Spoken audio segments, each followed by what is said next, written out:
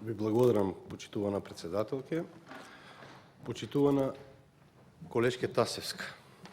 Внимателно го слушах вашето излагање и воопшто не се разликува од излагањето на останатите пратеници на мнозинството. И повторно, пак ќе ја повторам истата моја констатација. Наброевте едноставно во, како да кажам, во име на Министерката за финансии, вие повторно ни образложивте совопарни бројки од буџетот, без конкретно да ги кажете реалните импликации од овој буџет. Во која мера ќе го подобрат животот на граѓаните. Зошто го велам тоа? Гледам дека главен столб за економскиот раст во следната 2020 година е јавната потрошувачка. И вие не го земате во предвид фактот, не предвидувате колку граѓани, колку семејства, со оглед на лошите економски политики кои што ги води оваа влада, колку семејства во наредната 2020 година ќе се иселат од Република Македонија. Тоа е реален факт и треба сите излагања, сите понатомошни планирања во сите министерства, како и во Министерството за финансии, да го имат во предвид и фактот дека во Македонија владее еден забрзан тренд на иселување.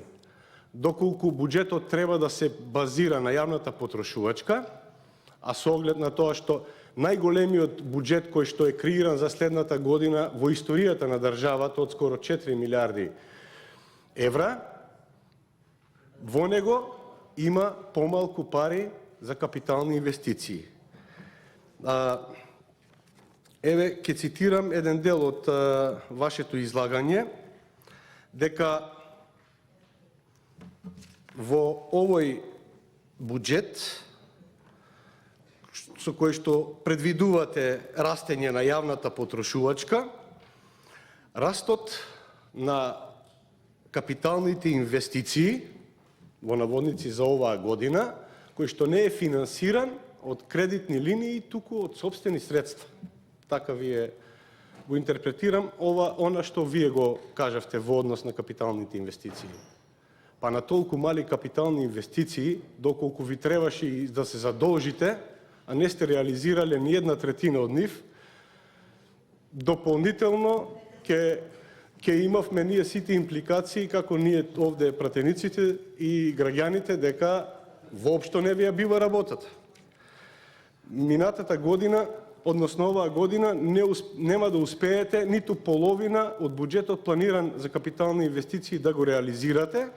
Значи, следствено на тоа ги намалувате капиталните инвестиции, а ги зголемувате платите, пензиите и останатите социјални трансфери.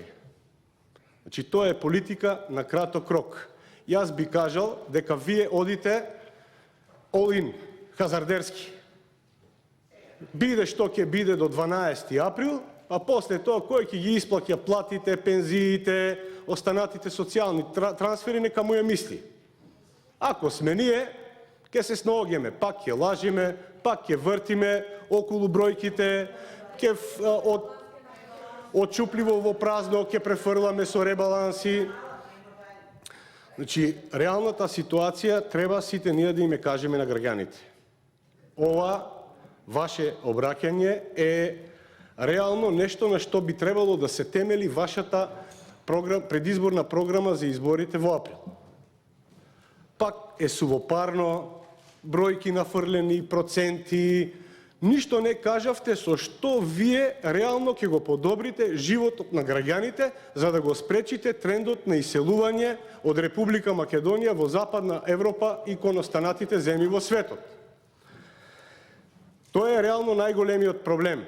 Ако мислите дека со предизборниот маркетинг или, да го кажам погрубо, предизборниот подкуп ќе ја спасите ситуацијата, верувајте, сте се излажале. Граѓаните веќе препознаваат дека оваа влада нема способни луѓе кои што ќе ја придвижат нашата држава во еден реален правец кој што ќе им понуди на граѓаните подобар и поквалитетен живот. Велите одговорна фискална политика. За каква одговорна фискална политика вие имате кредибилитет да говорите? Почитувана колешке, не вие лично, туку не мислам на вас лично, туку на вашата влада и на вашата политика. Од петни жили се трудевте да ги убедите граѓаните дека данокот кој што вие го воведовте, скалестиот данок, е подобро за нив, подобро за државата, за да атерирате пред избори и да се вратите на стариот концепт кој што нудеше развој за рамен данок. Тој рамен данок кој што го воведе претходната влада на ВМРО ДПМН, за кој што вие говоревте години и години наназад дека е погрешен, на мала врата овде во собранието го се извинувам, на мала врата го поминавте данокот, скалестиот данок. Сметам дека вашите политики ниту се конзистентни, ниту се поставени на реална основа. Туку се поставени на купи ден продај. Тоа може да го увиди секој граѓанин на државата. Не треба ние овде од говорница да им укажеме за каква лоша политика станува збор, туку граѓаните тоа едноставно го препознаваат во нивниот квалитет на живот, кој што од ден на ден е се полош и полош. Не знам што да ветувате во вашиот буџет, бидејќи јас не го гледам како буџет на Република Македонија за 2020, го гледам како предизборен маркетинг и една предизборна алатка за да ги убедите граѓаните, односно уште еднаш да се обидете да ги излажете. Таа е реалноста. Значи, кажувате дека во целост ја поддржувате иновативната дејност. Знаете ли дека никој не ви верува со оглед на тоа што аферите кои што се случија во Фондот за иновации едноставно сета ова ваша реторика ја поклопија, ја затрупаа. Станува збор, на секој му е јасно дека за превезот на поддршка на иновативната дејност се кријат средства кои што ги обезбедуваат граѓаните преку плаќање на даноци за богатење на вашите функционери. И ништо друго. Кажете ми еден позитивен пример кој што го финансирала оваа влада преку овој фонд за иновации, кој што направил резултати за државата, од каде што се обезбедиле дополнителни средства во буџетот по основ на наплатени даноци. Тие се фиктивни проекти кои што им овозможуваат на луѓето блиски до власта која што вие ја предводите за богатење преку ноќ, без конкретни резултати.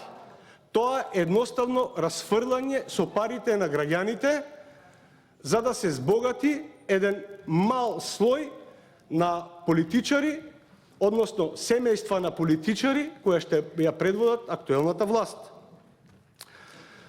Велите, имате развоен дел во поттикнувањето на странските инвестиции. Знаете ли зошто, пак ќе повторам, не ви веруваат граѓаните?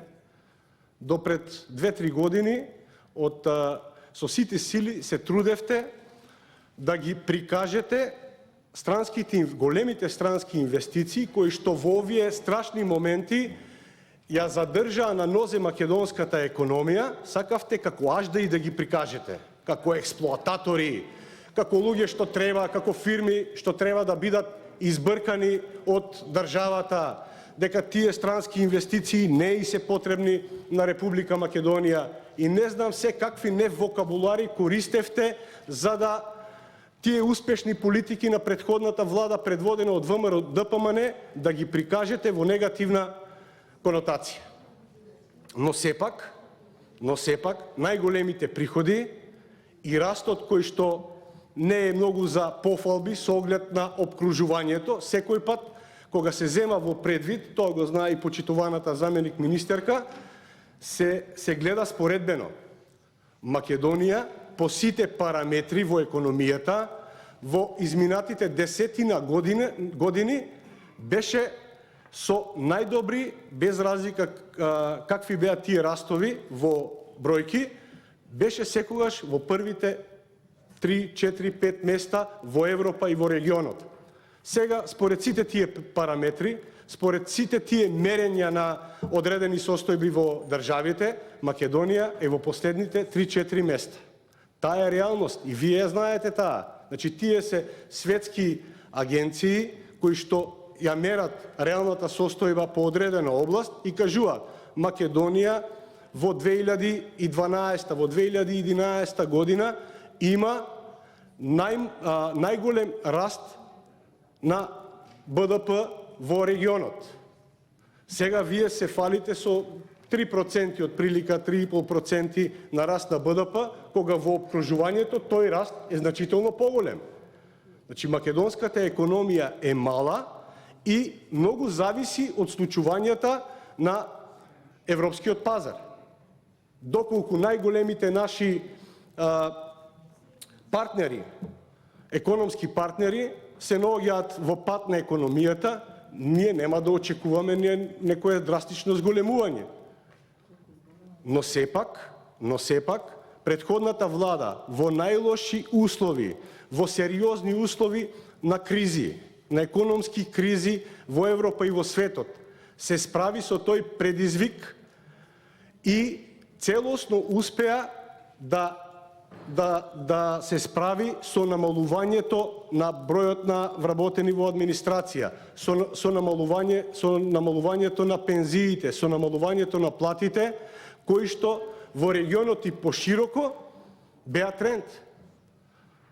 Мислам дека добро се сеќавате, секојдневно од цела Европа пристига информации колку вработени се отпуштени од администрацијата, за колку во нашето соседство се намалени пензиите, за колку се намалени платите. Во тој период Македонија со една добра економска политика успеа да го задржи нивото кое што го имаше пред почетокот на кризата. За да, кога вие дојдовте на власт пред 2,5 и повеќе години, таа економска активност биде драстично намалена. И зошто не ги избркавте инвеститорите во Македонија кои што ги донесе владата на ВМРО ДПМН? Ке ги затваравте слободните економски зони, не знам што ќе правевте. Сведоци сме сите.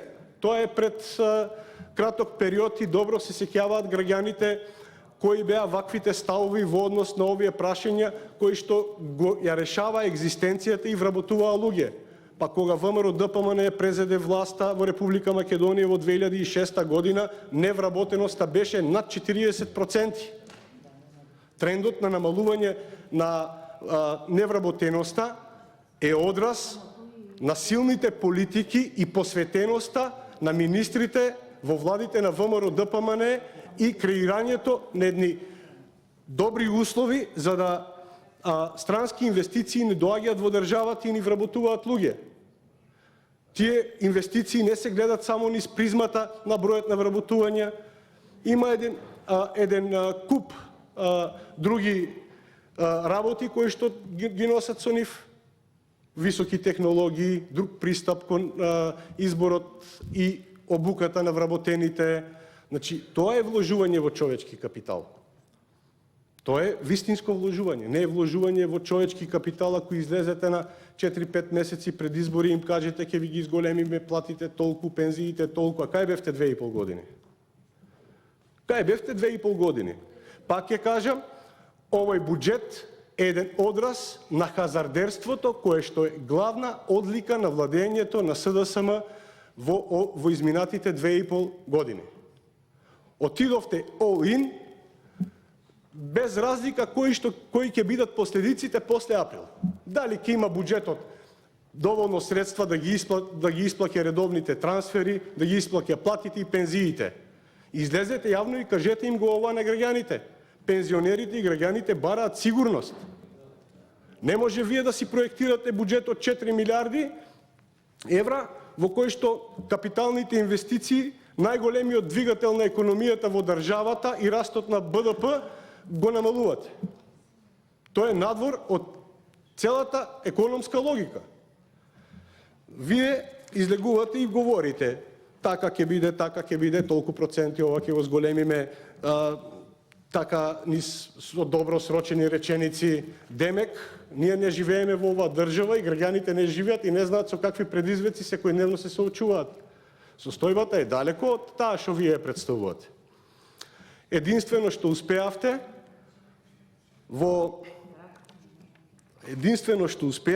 со инвестирањето во човечкиот капитал е да ја задржите фамилијата на председателот. Ако не сте го ставиле председател, тој ќе си заминал.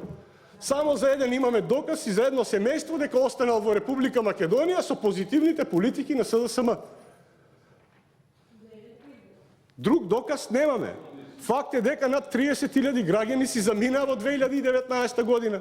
Поударно никој не си оди. Ако се е добро, граѓаните ќе останат, ќе живеат, ќе екзистираат, ќе функционираат во нивната татковина. Нема да заминуваат низ целиот свет за да си обезбедат екзистенција за себе и за своето семејство.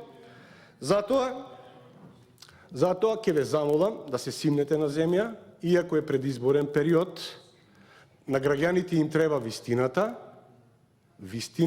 во која се наоѓа нашата татковина Република Македонија. Не им требаат приказни, не им требаат мерки за 3-4 месеци, па после, како ќе биде, ќе му ја мислиме. Ви благодарам.